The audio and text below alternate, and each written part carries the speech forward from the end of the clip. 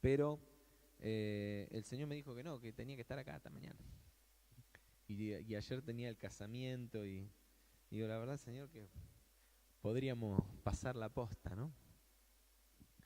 Y preparé esta palabra y en un momento, y después de haberla mandado para el boletín y todo, decía, de nuevo voy a hablar de lo mismo. Yo siento que vengo hablando todos los domingos que predico de lo mismo. Y esta mañana leí el devocional de los 40 días de oración y dije, bueno, se ve que no soy el único que habla de lo mismo. Y me alentó saber que Dios está hablándonos con tanta claridad de que viene un tiempo de un despertar, de un nuevo mover del Señor. Yo creo que no es casualidad lo que está pasando, tantas iglesias en la Argentina moviéndose en la misma dirección, buscando de Dios, un proceso de unidad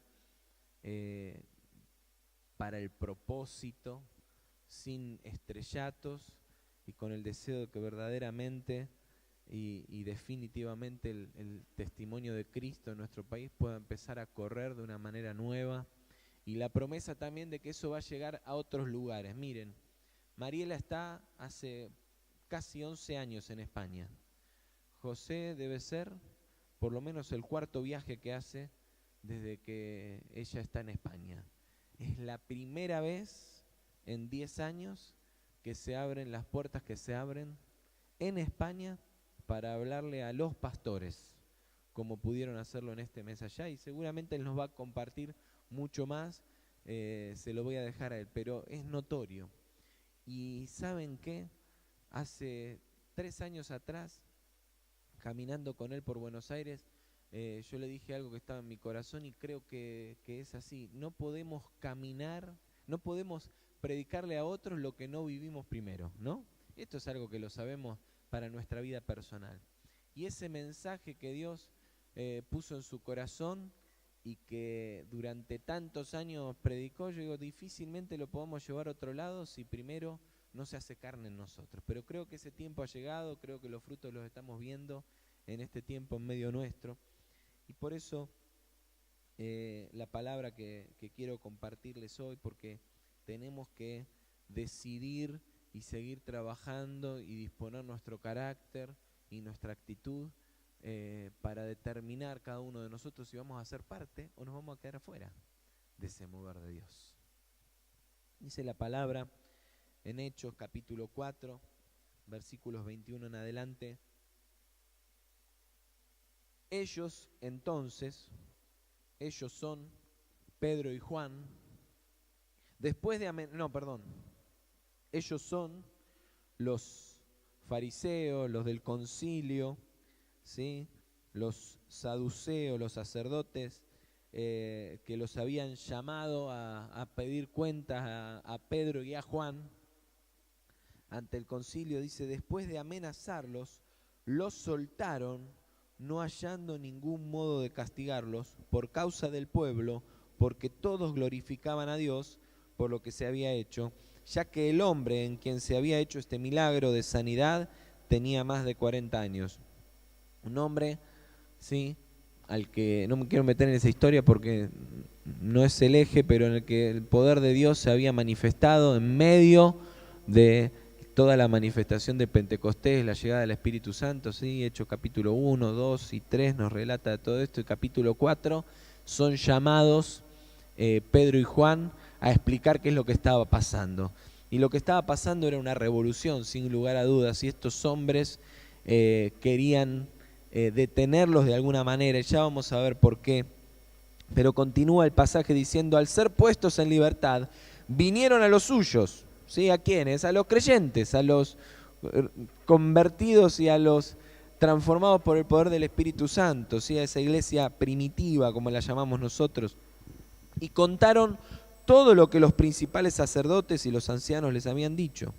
Ellos, al oírlo, alzaron unánimes la voz a Dios y dijeron, soberano Señor, tú eres el Dios que hiciste el cielo y la tierra, el mar y todo lo que en ellos hay, que por boca de David tu siervo dijiste, ¿por qué se amotinan las gentes y los pueblos piensan cosas vanas? Se reunieron los reyes de la tierra y los principales se juntaron en uno contra el Señor y contra su Cristo. Y verdaderamente se unieron en esta ciudad de Herodes y Poncio Pilato con los gentiles y el pueblo de Israel contra su santo Hijo Jesús, a quien ungiste para hacer cuanto tu mano y tu consejo habían antes determinado que sucediera. Y ahora, Señor, mira sus amenazas y concede a tus siervos que con toda valentía hablen tu palabra, mientras extiendes tu mano para que se hagan sanidades, señales y prodigios mediante el nombre de tu santo Hijo Jesús. Cuando terminaron de orar, el lugar en que estaban congregados tembló y todos fueron llenos del Espíritu Santo y hablaban con valentía la palabra de Dios. La multitud de los que habían creído era de un corazón y un alma. Ninguno decía ser suyo propio nada de lo que poseía, sino que tenían todas las cosas en común, y con gran poder los apóstoles daban testimonio de la resurrección del Señor Jesús, y abundante gracia era sobre todos ellos. Así que no había entre ellos ningún necesitado, porque todos los que poseían heredades o casas las vendían y traían el producto de lo vendido y lo ponían a los pies de los apóstoles, y se repartía cada uno según su necesidad. Entonces José, a quienes los apóstoles pusieron por sobrenombre Bernabé, que significa hijo de consolación, levita, natural de Chipre, vendió una heredad que tenía y trajo el producto de la venta y lo puso a los pies de los apóstoles. Esta es una muy interesante lectura para mí, porque tiene encerrado algunos conceptos muy particulares acerca de las razones por las que Dios se manifestó tan plenamente con su Espíritu a través de esta iglesia. Y lo cierto es que como iglesia, y capaz que he sido yo, pero creo que en general leemos este pasaje y decimos, bueno, esto es un ideal. Es más, escuché decir a un pastor un día, bueno, este ideal se equivocaron, estaban ahí, tenían todas las cosas en común, y en realidad hacía una lectura como que esto había sido parte de una equivocación de la iglesia primitiva. Y yo creo que por el contrario era la plena expresión de lo que Cristo quería derramar y manifestar en medio de su pueblo. No me quiero ir del eje del mensaje, así que voy a ir al orden ahí que ustedes lo tienen, a los puntos del mensaje, ustedes lo tienen en el boletín si lo quieren seguir. Pero lo primero que vemos acá es que siempre que te involucres en un nuevo mover de Dios tendrás oposición, ¿sí? Esto es lo primero que se manifiesta. En realidad tendríamos que leerlo todo el capítulo 4, pero lo cierto es que ¿sí? Pedro y Juan estaban liderando un nuevo mover, un nuevo tiempo en la iglesia. Se habían convertido un montón de personas transformadas por el poder del Espíritu Santo, ¿sí? No es que hicieron una campaña y le dijeron levanten la mano por Cristo, simplemente el Espíritu Santo empezó a obrar, empezó a haber prodigios, milagros, maravillas, vidas transformadas verdaderamente, y esa transformación hizo que la gente se acercara a los pies de Cristo y quisiera saber, quisiera conocer más, quisiera alimentarse, quisiera comer de lo mismo que estos 120 que habían estado orando en el aposento alto tenían. Y en medio de eso viene la oposición, ¿sí? En medio de eso hay un grupo de líderes religiosos, eran los líderes importantes de ese tiempo, ¿sí? Eran los líderes que frente a este movimiento empezaban a perder poder. Es decir, la gente antes venía a sus sinagogas, venía a sus iglesias, y ahora estaban yendo detrás de otros nuevos líderes. Encima líderes de esos que nadie tenía en alta estima, ¿sí? Personas que ustedes se acuerdan, ¿no? Volvamos a Mateo, a los inicios del ministerio de Jesús y a cómo reunió a sus discípulos. Alguna vez hemos compartido acá la palabra acerca de cómo era ese proceso de selección de los discípulos que hacían los rabinos, ¿sí? Rob Bell, yo lo compartí alguna vez en un libro, lo explica de manera tan clara y en un video también. Y resulta que Jesús no siguió esos protocolos y justamente fue a buscar a todos los que, a todos no, a un grupo de 12 que todos los otros rabinos ya los habían descartado, ¿sí? O sea, no habían calificado para el sistema religioso, no habían calificado para ser parte de esa curia que guiaba, que dirigía la iglesia, no habían calificado para ser un rabino y estar en una sinagoga guiando a otros, no habían calificado. Jesús, el revolucionario Jesús, viene y los escoge, le dice síganme, los forma y ahora esos, descalificados por el sistema, les estaban robando la gente, les estaban quitando el poder y la influencia y estaban revolucionando Jerusalén. Imagínense si no había razones para tratar de contenerlos, de violentarlos, de sacarlos del eje.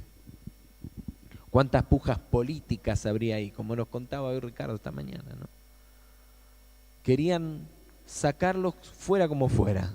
No importaba si estaban haciendo bien o mal las cosas. No importaba si a la gente la estaban bendiciendo. No importaba si el mensaje que estaban dando era bueno o malo. Acá de lo que se trataba era de defender nuestro puesto, ¿sí? Lo que le querían hacer a Ricardo. En medio de la puja política, y bueno, ¿y que este pague el precio? ¿Hizo algo malo o no? Pero dale, cocinalo. ¿Cuántas injusticias se cocen así? Y en esa historia, en ese momento ahí, Pedro y Juan se presentan delante del concilio, ¿sí? Y los amenazan, los amedrentan, los quieren torcer, pero no encuentran forma de retenerlos y por eso los sueltan, ¿sí? Pero lo cierto es que la oposición estaba. Y de la misma manera que estuvo con ellos, está con nosotros hoy. ¿O ustedes se creen que a un hombre de Dios, consagrado al Señor y que Dios ha puesto en un lugar de tanta responsabilidad como Ricardo, el enemigo no lo quiere sacar del medio? ¿Saben cuántas? Miren, estuve con un amigo hace 15 días atrás en Buenos Aires que tiene contratos muy importantes con una ciudad, con una provincia y se relaciona con gente de gobierno. Me contaba que se sientan con los funcionarios a charlar, sugerentes, y escuchan la corrupción que hay en todas esas esferas y lo difícil que se le hace a un funcionario que viene con un esquema diferente poder plantarse, porque todo el esquema está así, dado para eso.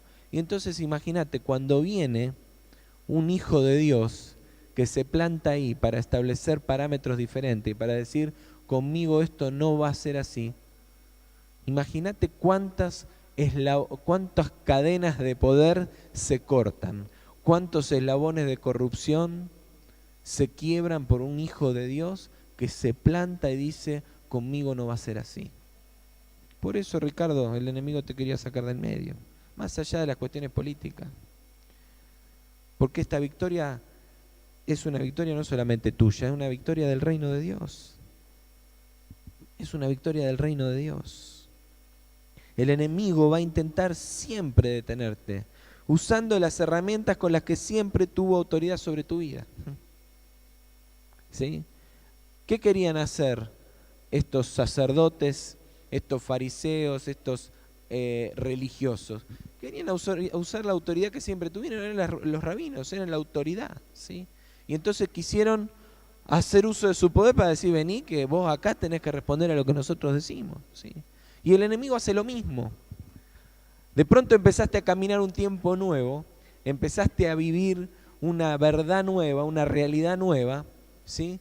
Pero el enemigo toma las herramientas del poder que siempre tuvo sobre vos, y como nosotros construimos hábitos, construimos vínculos, construimos esquemas de relación y de sometimiento de autoridad hacia arriba y hacia abajo en nuestras vidas, esas cosas no cambian de la noche a la mañana. Así que ahí había todo un sistema religioso establecido, había todo un esquema cultural religioso y político al que el pueblo estaba acostumbrado. Y estos hombres, por el poder del Espíritu Santo, venían a torcer toda esa realidad. ¿Y qué querían hacer los sacerdotes? Querían traerlos de nuevo, bajo el mismo esquema de siempre. Y eso es lo mismo que hace el enemigo hoy con nosotros. Te quiere volver a atar. Conociste el poder del Espíritu Santo, conociste la gracia del Señor, el Señor te ha dado nuevo propósito, te ha dado nueva vida y aún te ha dado nuevos horizontes, pero sin embargo el enemigo te quiere detener de nuevo y te quiere atar, te quiere subyugar.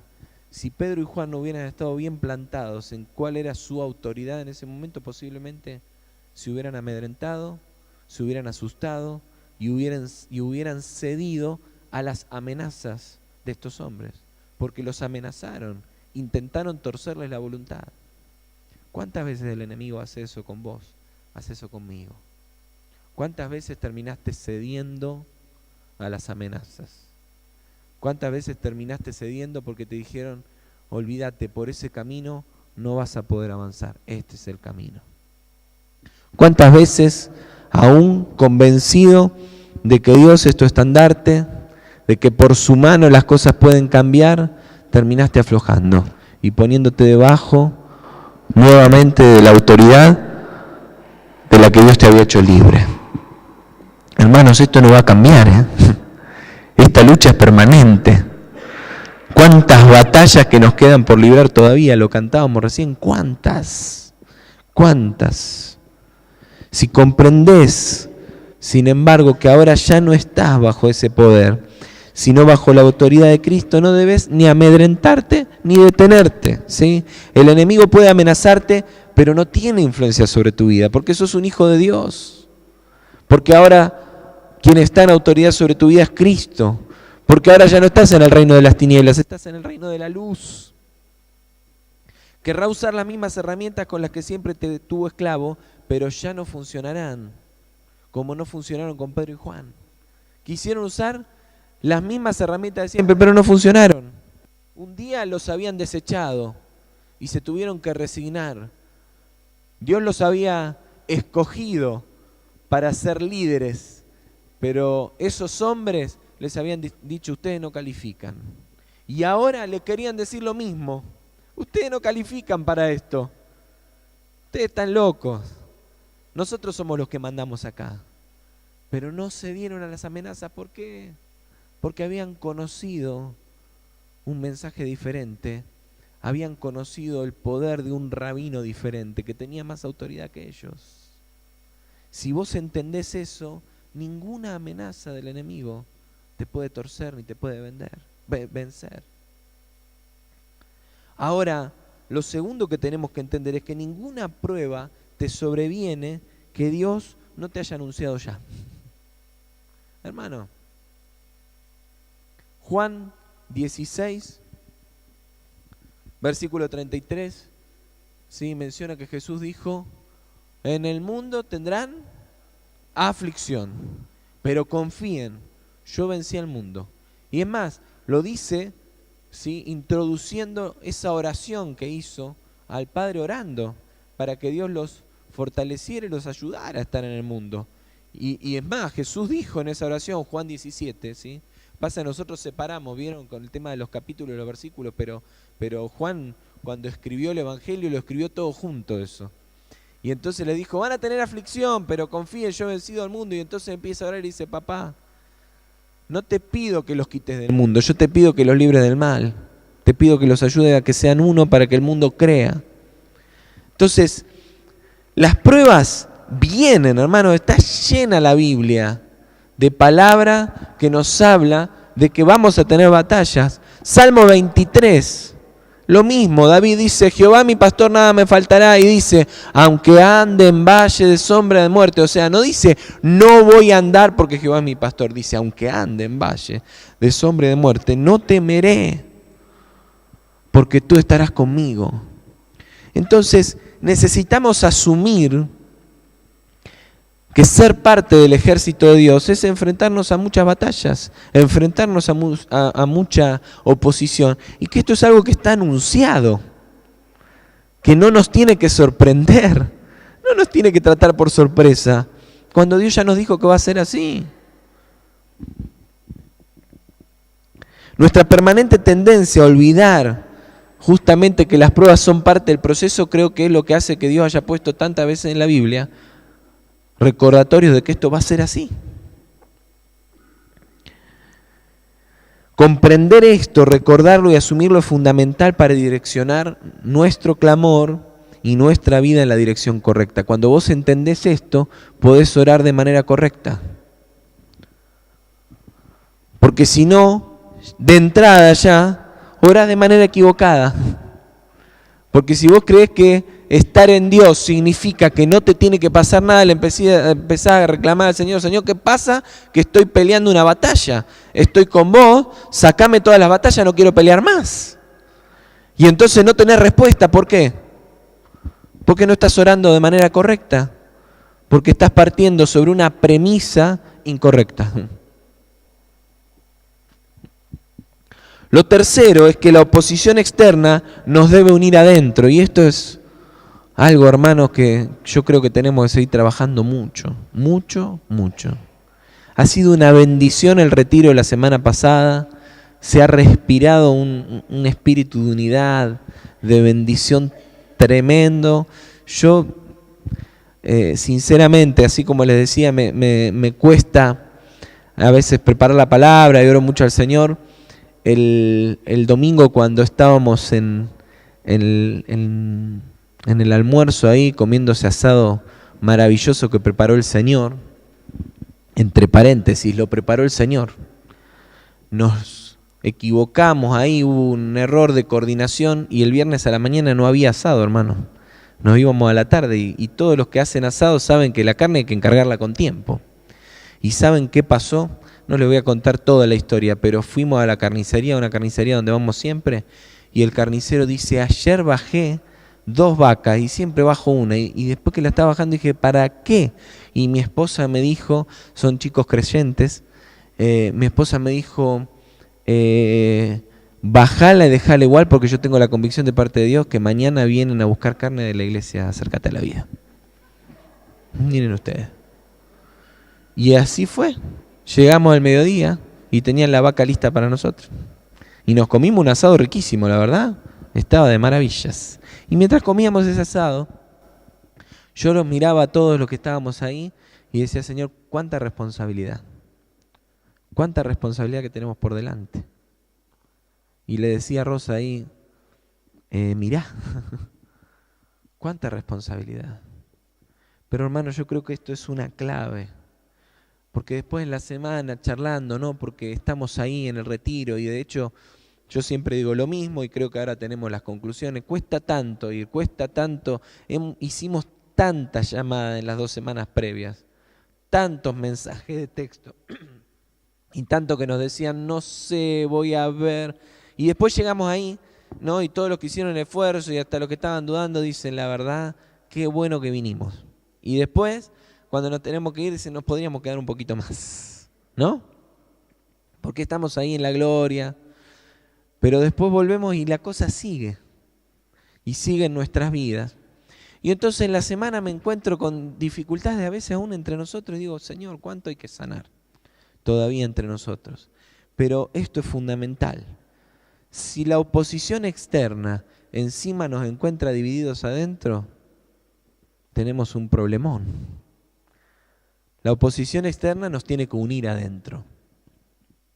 Si Pedro y Juan no estaban solos, había toda una congregación respaldándolos y esperándolos para clamar juntos al Señor. Ellos volvieron y se encontraron a una iglesia lista para respaldarlo. Habían aprendido la lección. ¿Se acuerdan cuando volvió Jesús, se les apareció? Estaban todos llorando.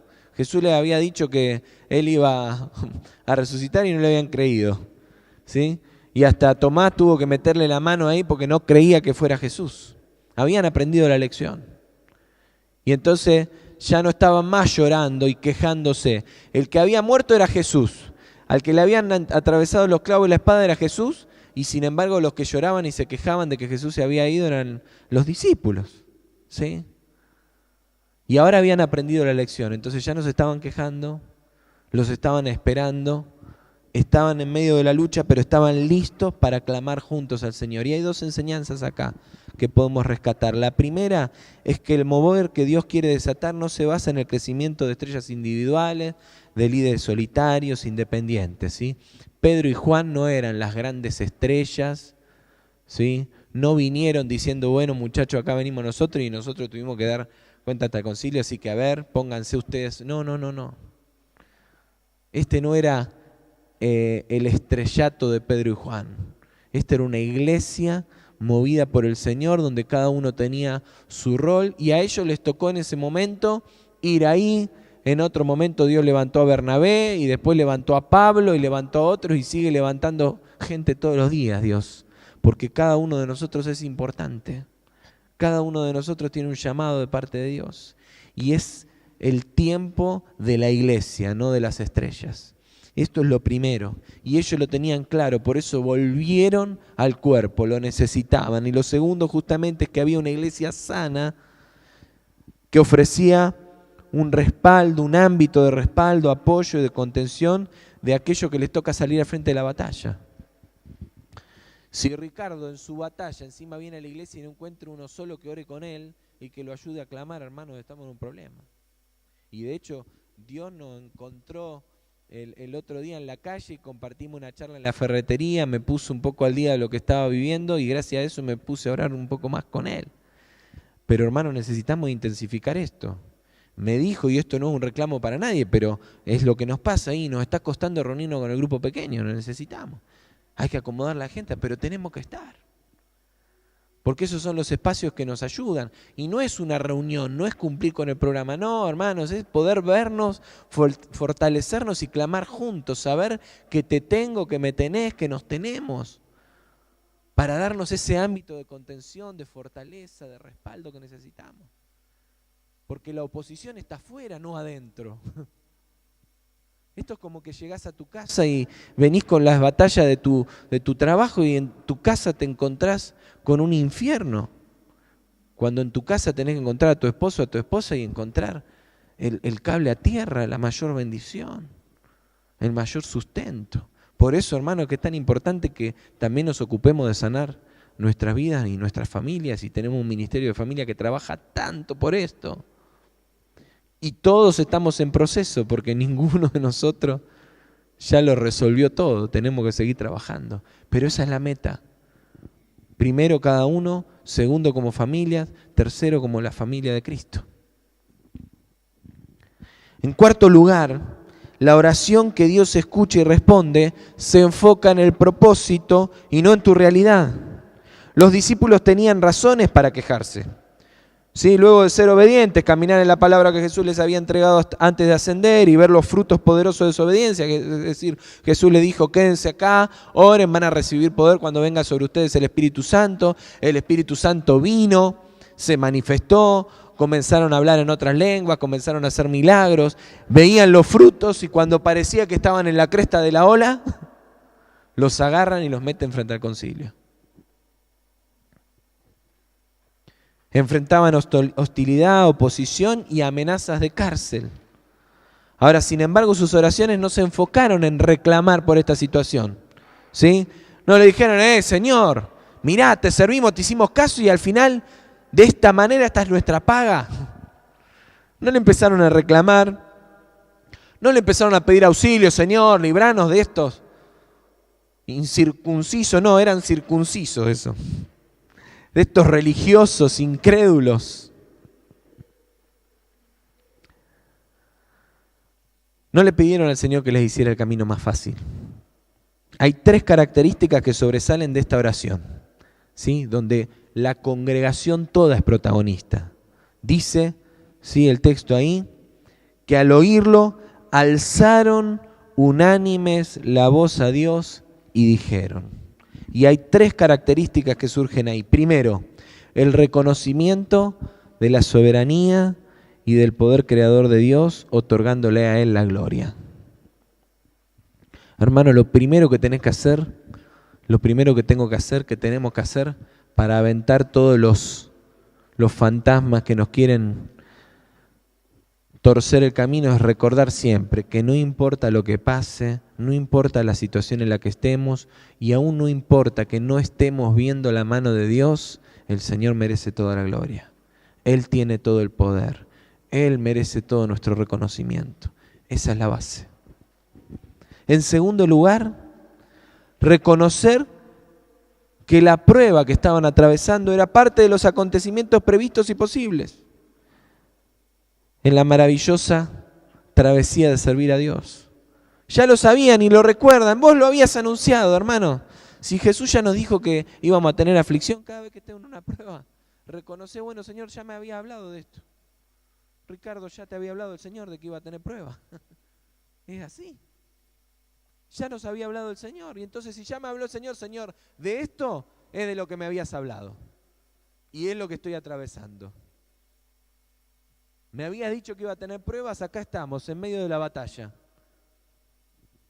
Y entonces, en tercer lugar, lejos de sentarse en el sillón de las víctimas, decir, Señor, ¿por qué me pasa esto a mí? Y te pasa porque Dios ya te dijo que te iba a pasar.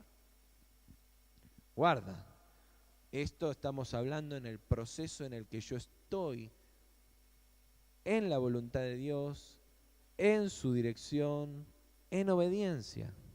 También a veces estamos atravesando las consecuencias de nuestro pecado, de nuestra desobediencia, ¿sí? De que hemos sembrado una semilla equivocada y en tierra equivocada. Ahora, aún en obediencia, aún bajo la bendición de Dios, las pruebas, las batallas, las luchas no se acaban.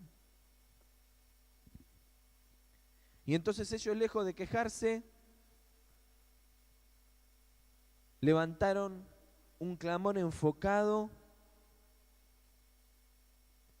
en contrarrestar la oposición de Dios con mayor valentía para testificar, la oposición, no de Dios, la oposición, con mayor valentía para testificar y contar con el respaldo de Dios en señales y prodigios. Le dicen, Señor, danos más valentía para testificar de vos.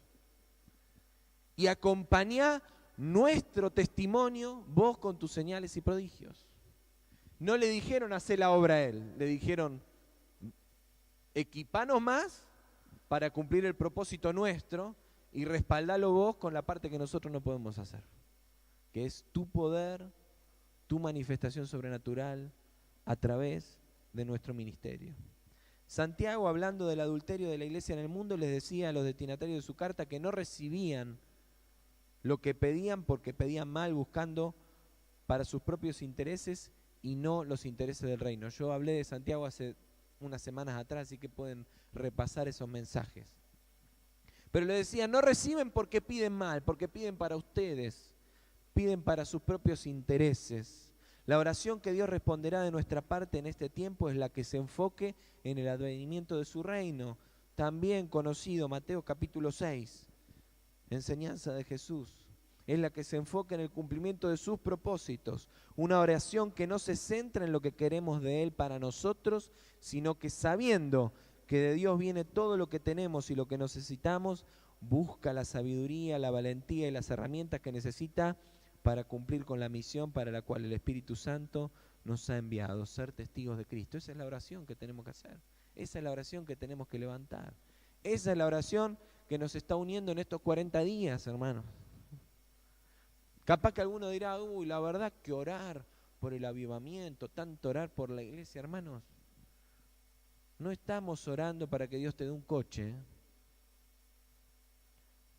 Si lo necesitas, Dios te lo va a dar. No estamos orando para que puedas ir a Disney. Si Dios te quiere regalar ese viaje, te lo va a regalar, porque el Señor da buenas dádivas a sus hijos. Estamos orando para que definitivamente Dios nos levante como iglesia y nos dé la valentía que necesitamos para ser testigos, mientras Él acompaña esa tarea de la iglesia, esa misión que es nuestra, con sus prodigios y sus maravillas. Esa es la oración que Dios va a escuchar. Un nuevo mover del cielo en la tierra necesita un nuevo mover en la tierra, definitivamente. El relato cierra narrando una transformación radical que ocurre entre los integrantes de la nueva iglesia, ¿sí? El nuevo mover del cielo manifiesta un nuevo movimiento en la tierra, diferente a lo conocido, impactante, ¿sí? Este mover era a la vez causa y efecto, fíjense. Efecto, ¿por qué? Porque era la consecuencia de la llegada del Espíritu Santo. El Espíritu Santo los había llenado, ¿sí? Cristo había vencido, les había marcado un nuevo camino. Viene el Espíritu Santo, los transforma y esto genera en ellos un nuevo fuego, una nueva valentía para testificar y un ánimo transformado de generosidad, de entrega. Y a la vez, ¿sí?, se convertía en el causante de una convocatoria revolucionaria hacia adentro y fuera de la iglesia primitiva. Es decir, vino el Espíritu Santo, los transformó. ¿El efecto cuál fue? Una iglesia diferente, diferente a lo conocido, con características distintas, personas que uno las miraba y decía, ¿qué tiene este de diferente? ¿Por qué es como es? Desprendido, suelto, se ayudan entre ellos, tienen las cosas en común, a nadie le falta nada, mirá qué bueno lo que tienen ahí. Consecuencia del obrar del Espíritu Santo. Y por supuesto eso se convertía en causa de una mayor transformación. ¿Por qué? Porque la gente decía, yo quiero eso que vos tenés. Y eso es el testimonio. No tener un micrófono y hablar. El testimonio es la transformación de Dios. Después el devocional, que vamos a cerrar con esto, el devocional de hoy, recuerda una frase de un libro de Watchman Nee, que dice que si verdaderamente dependemos de Dios, y eso se nota en nuestro testimonio, no deberíamos hablar tanto de nuestra dependencia de Dios.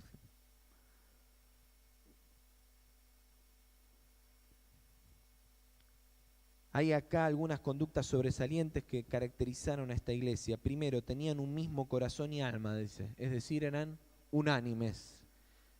Segundo, tenían todas las cosas en común, ¿sí? Por supuesto que esta expresión incluye lo material y ahí lo describe. Pero yo creo que abarca mucho más allá de eso, ¿sí? No eran suyos los dones, no eran suyos los frutos, no eran suyos los méritos. Lo que tenían era de la iglesia, era de todos. Todo lo que Dios nos da no nos pertenece. Por eso el ministerio no es mío. Por eso la iglesia no es mía. Por eso los dones no son míos. Son para dar, son para bendecir, son para entregar. Lo que tenían tanto las victorias como las derrotas y aún el reconocimiento que es para Dios, no era para ninguno de ellos. Tercero, el mensaje de salvación era parte central de su misión y no dejaban de testificar de Cristo. Sí dice, con gran poder los apóstoles daban testimonio de la resurrección del Señor Jesús y abundante gracia era sobre todos ellos. Y esto es un gran peligro, hermanos, en este tiempo del que hemos debatido mucho. Hemos empezado a hablar mucho de la misión integral de la iglesia y entender que no solamente tenemos que predicar a Cristo desde el púlpito, nos tenemos que ocupar de las necesidades de la gente, tenemos que estar cerca, por eso las charlas de familia, por eso los talleres, por eso Roca en Vida y por eso cuántas cosas que hacemos, las hermanas, el GP de las chicas que se va al hospital, todo eso es una bendición, todo es una bendición. Pero no tenemos que dejar de testificar a Cristo. Por eso hace una semana atrás hablamos con Rubén, porque en el proceso de crecer y de ir viendo cómo se desarrolla lo que vamos dando, empezamos a hablar, bueno, hay algunas cosas ahí en los talleres que les tenemos que hacer un ajuste. Porque no podemos renunciar a nuestro mensaje, no se trata solamente de darle herramientas a la gente. Estamos dando a Cristo y tenemos que testificar el mensaje de salvación y de transformación de vidas. Si no, le ponemos el cartel de una ONG nomás al edificio afuera y nos ponemos a hacer humanismo. No podemos abandonar el mensaje de la cruz. Dice que nadie tenía necesidad, pero no dejaban de predicar a Cristo y la resurrección. Se ocupaban de satisfacer, cuarto, integralmente a los necesitados y por eso habían desarrollado una generosidad sin precedentes. Y esto es lo que les decía antes, hermanos. Nos atemoriza tanto la idea de que lo que tengo no es mío. Dice que vendían sus casas, sus heredades. Miren, ninguna palabra va a contradecir otra en el Señor. La palabra no está diciendo que estos cristianos eran unos irresponsables y que dejaban sin techo a su familia para vender las cosas porque había que suplir para las necesidades de la iglesia. Escuché una vez con terror a un pastor decir: hermano, si Dios te dice que vendas tu casa, vendela, porque acá dice que teníamos todas las cosas en común. No es eso lo que dice la palabra de Dios. Por supuesto que si Dios te dice que vendas tu casa, lo tenés que hacer. Lo primero que tenés que estar seguro es que te lo haya dicho Dios. Y segundo, si Dios te lo dice, eso jamás tiene que ponerte en riesgo de incumplir con el primer mandato que Dios te dio y me dio, que es sostener a los nuestros, tener en sujeción nuestra casa, proveer para nuestra casa.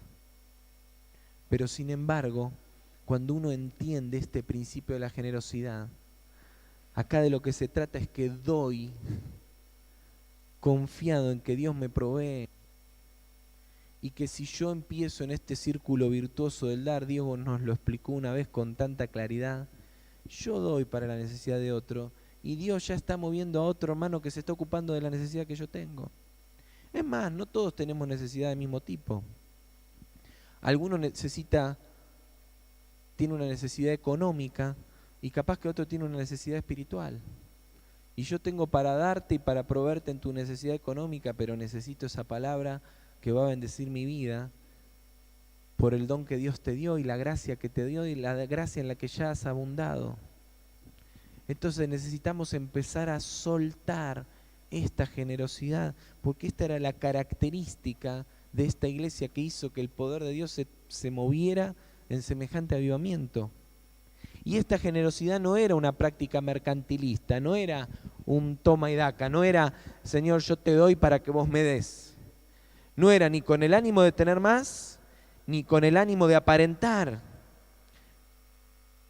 Ananías y Zafira, Hechos capítulo 5, no lo voy a leer.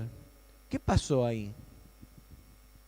Todos, dice, vendían sus heredades. Entonces, estos otros, que no tenían el mismo sentir que los que habían vendido, muchos sí que daban lo que habían recibido de herencia, que tenían propiedades y las entregaban, es decir, que tenían abundancia y de la abundancia que tenían compartían con los que tenían escasez.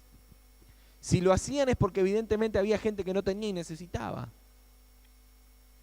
Y entonces estos otros que también tenían una heredad, pero no tenían ese amor de entregarlo todo, creían que lo que valía ahí era el nombre de decir: ah, mirá, y posiblemente ya había empezado a suceder. Se habría empezado a correr entre ellos: ¿viste Pepito que vendió la casa esa que tenía y trajo toda la plata? Mirá qué bien. Y viste ellos, otro que tenían ese auto que estaba buenísimo, ¿sí? No sería un auto, tenía el camello, que tenía el burro que tenía el sulky ese, viste, y lo vendieron. Nosotros que andamos caminando y ellos, mirá. Pero estos otros también tenían una heredad. Y entonces Ananías y Zafira quisieron quedar bien, como todos los demás.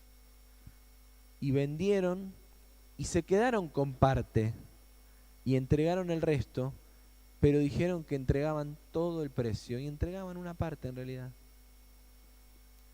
Y entonces después tuvieron las consecuencias que todos conocemos.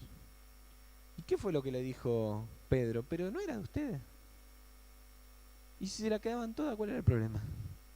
Si era de ustedes. Hermano, no se trata de apariencia. No se trata de buscar el favor de la gente. No se trata de que todos digan: ah, mirá mirá qué bien, cómo da, che, qué grosso que es este. No se trata de eso, hermano.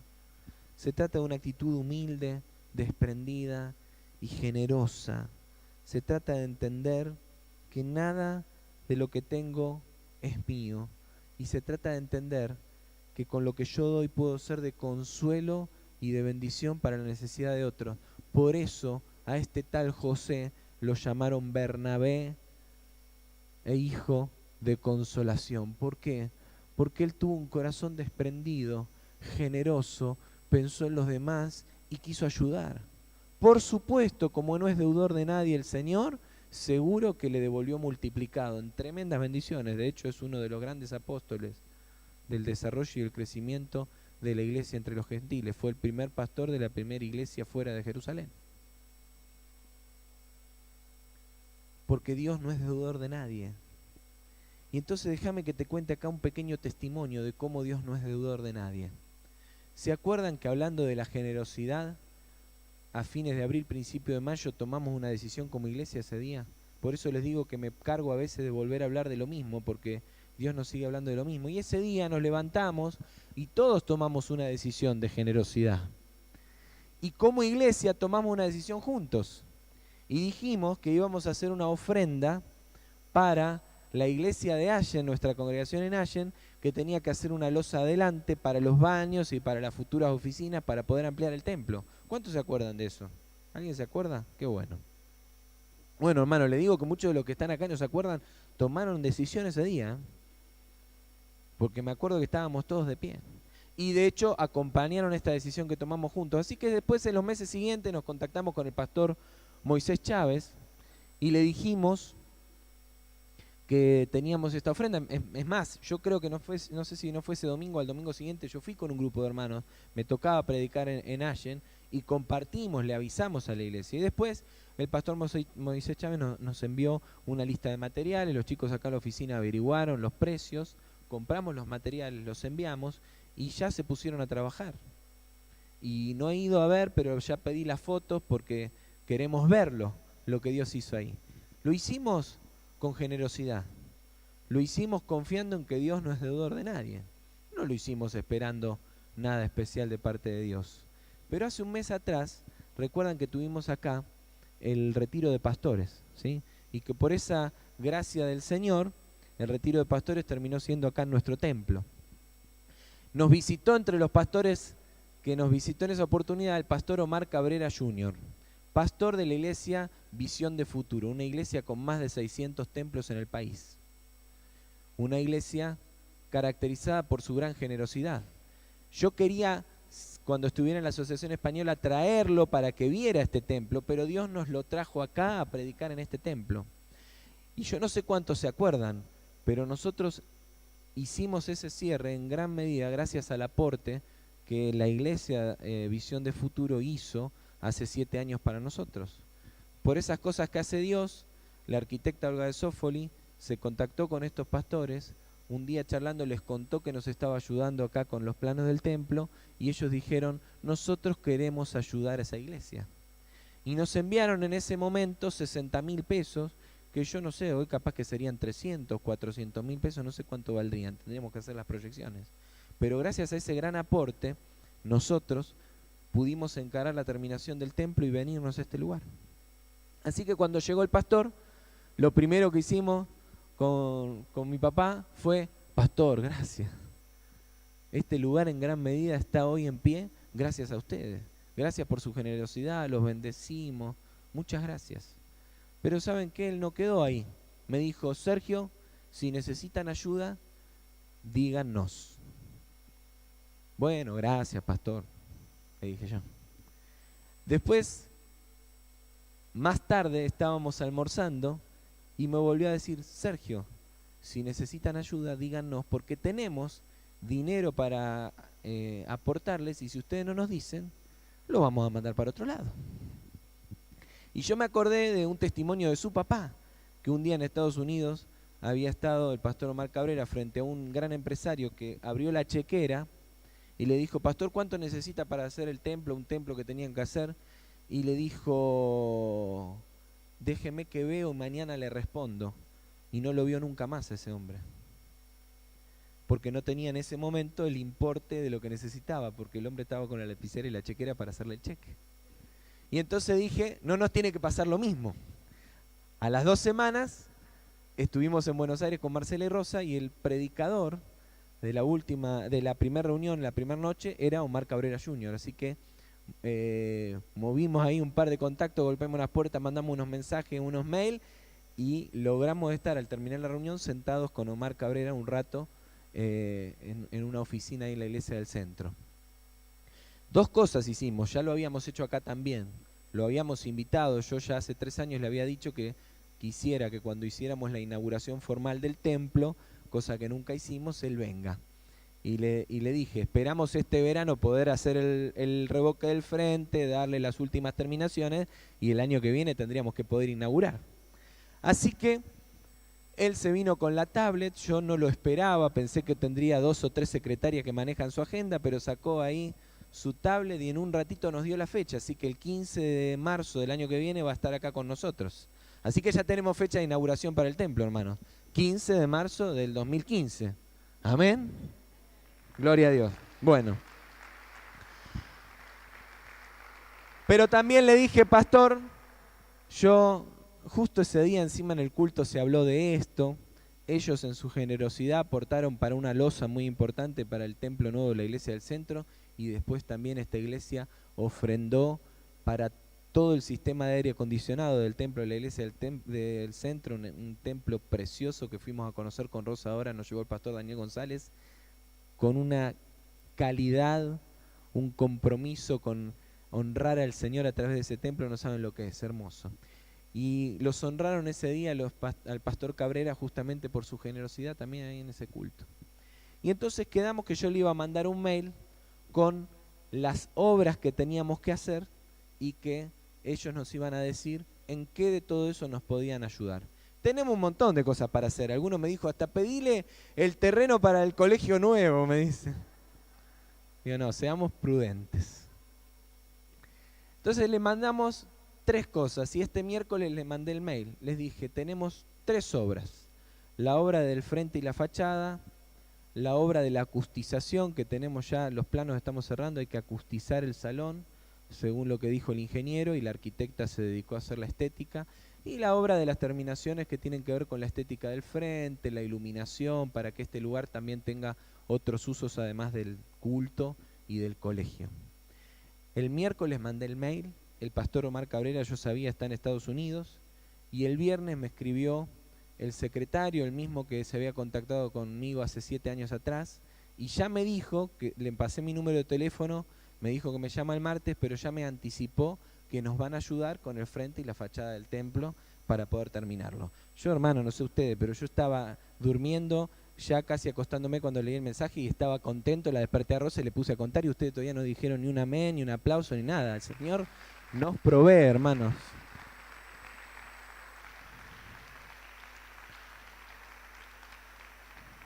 Porque el Señor no es deudor de nadie. Y nosotros pusimos nuestra semilla, y el Señor, como no es deudor de nadie, nos bendice. Y les puedo garantizar que, aunque no tengo los detalles, seguro que esa cosecha va a ser una cosecha muy multiplicada para nosotros, se los garantizo. Y el domingo que viene, si tengo más detalles, se los voy a contar. Pero ¿por qué les cuento esto, hermanos? Porque este es el corazón que necesitamos gestar. Ninguno ese día lo hizo esperando recibir. Es más, la gran mayoría de todos ustedes ya se había olvidado del tema. ¿Por qué? Porque no estamos especulando, no estábamos calculando. No es que lo estuvimos buscando, pero el Señor no es deudor de nadie. El Señor es fiel. Este es el corazón que tenemos que gestar. Este es el corazón. Esto es lo que Dios espera de nosotros. Un deseo genuino de consolar al necesitado. Un deseo genuino de participar en las necesidades de otros, sabiendo que Dios es el que nos sostiene y Dios se ocupa. ¿Y saben por qué? Me dijo el pastor, nos lo compartió ese día, después nos lo volvió a decir a nosotros. ¿Saben por qué ellos siembran tanto en templos? Porque todavía tienen en la Argentina 200 templos por construir. Y entonces, como necesitan cosechar más templos, dicen, ponemos semilla de templo. Dice, y por supuesto, porque sabemos que Dios es el que nos prospera y nos bendice. Pero tienen 200 templos por construir y siembran en los templos de otros. Y no siembran poca plata, mucho dinero. ¿Por qué? Porque quieren activar la bendición de Dios en el reino. Porque no tienen una mirada escasa, chiquita, individualista, egoísta. El desarrollo de este mover se sustenta en 3 pilares fundamentales. Primero, el reconocimiento de que Dios es nuestro proveedor y de su mano recibimos todo lo que tenemos. Segundo, Dios nos hizo libres y somos cada uno de nosotros quienes decidimos qué damos y qué retenemos. De nuevo, Ananías y Zafira. Nadie les había dicho ni les había puesto la pistola en la cabeza, tenés que darlo todo. Nadie. Pero en su corazón tenían un ánimo equivocado, entonces querían aparentar que ellos eran igual que los otros que daban. Y por eso mintieron. Nadie te manda a mentir, nadie te manda a aparentar. Y al Señor no le podés mentir, hermano. Pero tenés que desarrollar una generosidad libre de tu voluntad, dispuesto a darte a los demás. El corazón de aquel que forma parte de este mover de avivamiento está puesto en obedecer a Dios, puesto en testificar de Cristo, puesto en bendecir al prójimo. Y esta es la tercera característica. Dios está gestando un nuevo mover de su espíritu, hermanos. Yo creo que se viene un tiempo de un nuevo mover del Espíritu Santo en medio nuestro y que será el pleno cumplimiento de esta palabra de año de oportunidades que Dios nos ha dado. Yo lo creo. Estamos a las puertas de un crecimiento que para mí va a ser novedoso, pero tenemos que preparar nuestro corazón. Necesitamos preparar estrategia, necesitamos preparar programas, necesitamos planificar, todo eso es bueno. Dios nos ha dado un montón de capacitación en este sentido y nos ha dado dones y herramientas para poder organizarnos, para poder crecer, para poder recibir a los que vienen. Tenemos que terminar el templo, tendremos que comprar más sillas, pero nada de esto sirve si nosotros no preparamos nuestro corazón. Lo que vendrá no es mérito nuestro, es pura gracia de Dios al servicio de una ciudad que está esperando la manifestación del poder sobrenatural de Dios. ¿Cuántos lo creen? Amén. Como ocurrió con la iglesia primitiva, lo que Dios derramará entre nosotros bendecirá a muchos más allá de nuestras fronteras. Pero hoy te toca elegir si vas a ser un Bernabé o si vas a ser como Ananías y Zafira.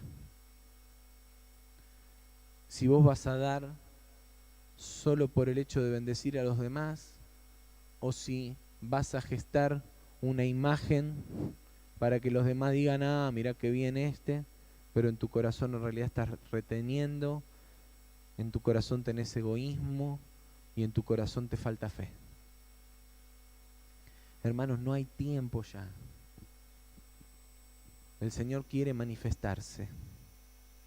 Y como nos lo dijo el Señor ya hace 2 años y medio, recibirán poder cuando venga sobre ustedes el Espíritu Santo y me serán testigos.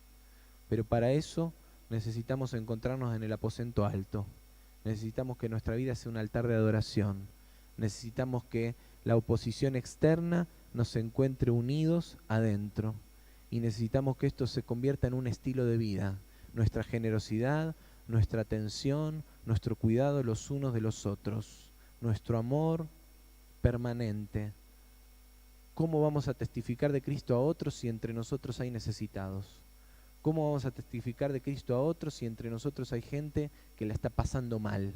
Sea económicamente, laboralmente, emocionalmente, familiarmente. ¿Cómo le vamos a testificar a otros si entre nosotros mismos encontramos que nos falta amor, que nos falta cuidado, que nos falta respeto, que nos falta afecto?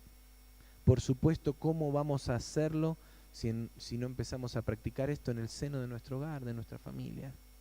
Es tiempo de que sueltes tu corazón en generosidad a Dios.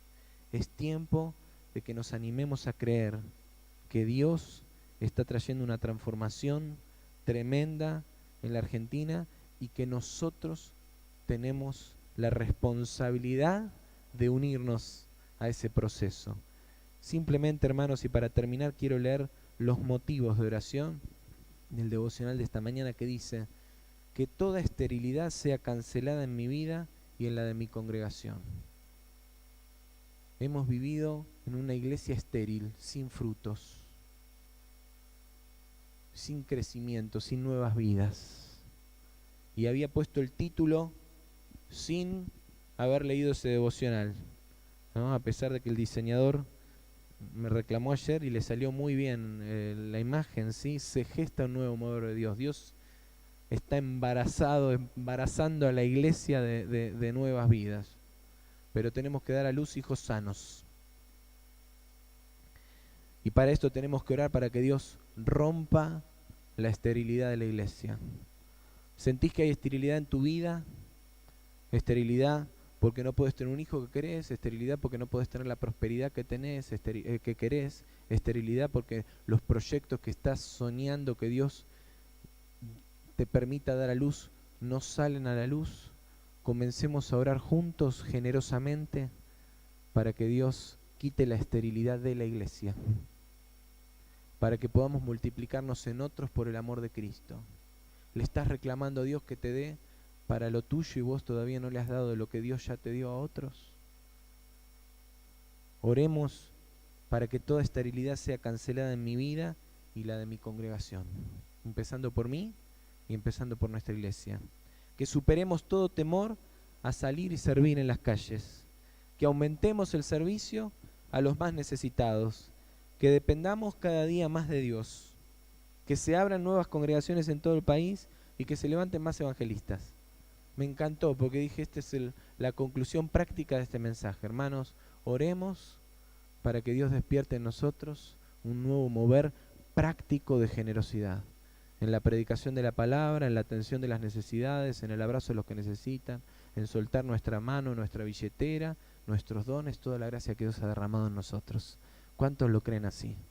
Si estás dispuesto a esto, levántate, ponete en pie y cerramos, Señor, este tiempo orando y diciendo, Señor, que este nuevo mover que está gestando en el cielo encuentre en nosotros el vientre listo y dispuesto para que se pueda gestar en medio nuestro, Señor, nueva vida.